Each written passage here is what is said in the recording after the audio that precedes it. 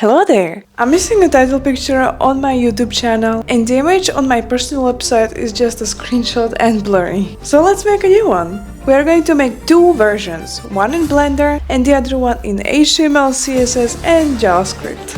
If you have free time, you can just follow along and make this little creative project. Let's start with the Blender version. Open it up and select General from the welcome screen.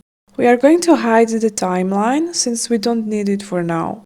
Right-click between the viewport and the timeline window and join areas. Press A to select all, then X and click to delete everything including the cube. Then press Shift A to add the cube back.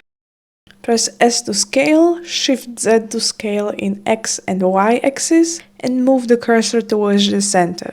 Now we are going to add an array modifier. Increase the count to 150, set the factor to 2.2. Move your cursor over the modifier and apply it with Ctrl A. Now go to Edit mode with Tab and press 1 on your numpad to go to front view. If you have anything selected like me, press Alt A to deselect everything. Now press O to turn on proportional editing. Select a couple of the starting vertices with your mouse. Press G to grab and adjust the proportional edit radius with mouse wheel. Now you can play around with the shape of the wave. After the wave shaping, you can see the individual bars are not vertically straight. Change the type of the cursor by clicking and holding the icon. Select the bottom vertices and make sure you have selected individual origins. Press O again to disable proportional edit. Press S to scale, then Z to scale in the Z axis and 0 on your numpad. Now do the same for the top part. Press A to select all, press P to separate and select by loose parts. Get out of edit mode with Tab. Now you can see that each bar is an individual object. Now we are going to select random bars. Press G, then Z to move them in the Z axis. You can be creative with this part. With randomly selected bars, press S to scale and Z to scale them in the Z axis.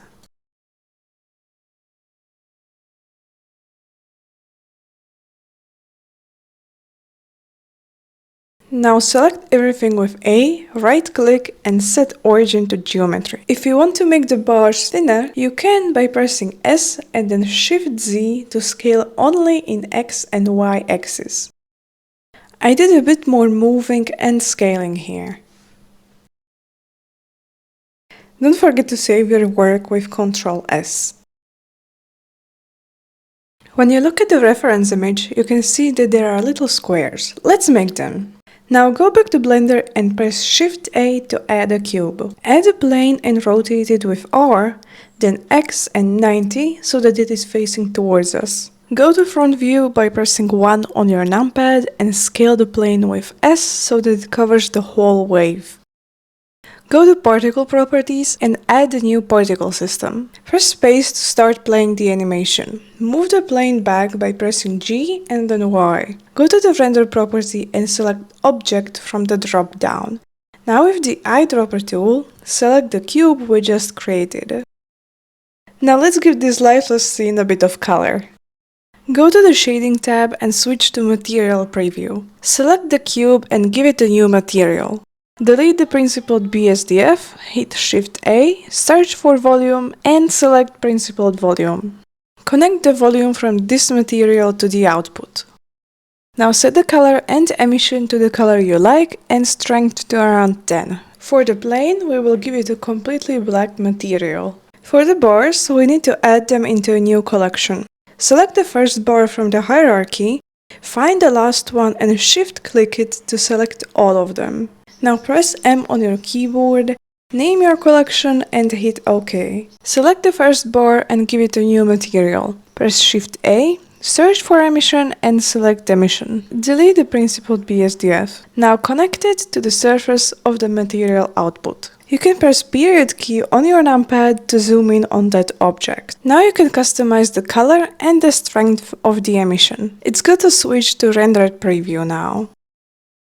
Select random bars, and if any other objects are selected, deselect them with holding the left control and clicking on them twice. Make sure that the bar that has the blue material is the active object. You can do that by holding left control and clicking on it once. Now press Ctrl L to link the object materials. Yay! The bars are blue! Now repeat the same process with other colors. Create a new material with emission, select random bars, deselect the other objects, and link the materials. For the last color, create a new material the same way, but now we will have to select the remaining bars manually by shift-clicking them. Make the first object active with Ctrl-click and link the objects with Ctrl-L. You can do some color adjusting. Since we won't do any more shading, go back to the Layout tab. Switch to Rendered Preview. Go to Render Properties and enable Bloom. Shiny! Also enable Ambient Occlusion and Screen Space Reflections. We need to add a camera so we can render something. Shift-A to add. Go to Camera View by pressing 0 on your numpad. Now press N to bring out options. Go to View tab and enable Camera to View. Let's move the camera view on the scene. We can tweak the bloom properties a bit. Disable Camera to View. I did a couple of final adjustments. I increased the size and number of the particles. I also changed the emission strength to 1.5. I also increased the resolution to 4K. Okay, now we are ready to render the result. Hit F12 on your keyboard and save the image. Now we are going to make this for the web. First, create a folder on your desktop. Then, open it with Visual Studio Code. If you don't see this option, you can just open Visual Studio, open folder, and then select the one we just created. You can also use your preferred editor. Create a new HTML file. For the skeleton of the website, you can just find one online. Now you can either open the file in your browser or on live server.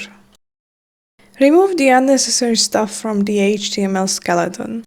Also create a CSS and JavaScript file. Then include them in your HTML file. For the beginning, we will create one bar. It will be 7 pixels wide. The background color will be overridden later, so it can be anything. For now, let's position it on the bottom. Let's center a div, and by div, I mean the body. For now, I will temporarily set the height of the bar. We will adjust it in script later. Now let's write a for cycle for more bars. We will calculate how many bars fit on the screen later. Create a container for the bars with ID so that we can get it from script. Now we will create the individual bars and give it the class we created earlier. Append it to the bar container. I was debugging here a bit and I realized that the script needs to be inside the website body. Now let's write styles for the bar container. The container has ID rather than a class, so we use hashtag here instead of a dot. In the inspector, you can see that there's 100 bars, but they are on top of each other. Let's set their left offset. That will be the width of the bar plus their margin from both sides. Yay! Now you can finally see more than one bar. I'm going to make an array of colors and then randomly choose one for each bar. Length isn't a function. Yay, it's getting pretty.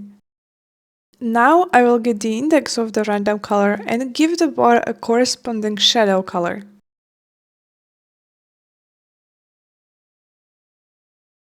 Let's set the height to a random number. Don't forget to remove it from the styles. And it needs to be in percent. Since we can interpret this as a sinusoidal wave, we will use function sine from math to calculate the bottom offset. We need to know the frequency of the wave, which means how dense the wave is going to be. The lower the frequency, the more stretched the wave is going to be horizontally. To make it less repetitive, we add random values. Let's calculate the number of bars that fit in the window. Their width is 10 pixels and margin is 5 pixels, which is 20 pixels in total. Now, however you resize the window, the number of bars will adjust. Just refresh the website. Let's do the squares in a similar way. Add a div with ID and write styles for it. Then write styles for one square. Unlike bars, the squares will all have the same size and color. To make them look smooth, instead of using background color, I will use box shadow. The script will look similar as well. Create a div, give it a class, and random top and left offset and append it to the container. And lastly, let's add the background color to a linear gradient. And that is it! You will find the source code and the Blender file on my GitHub. Link is in the description. And remember, this video was made for you from Diana.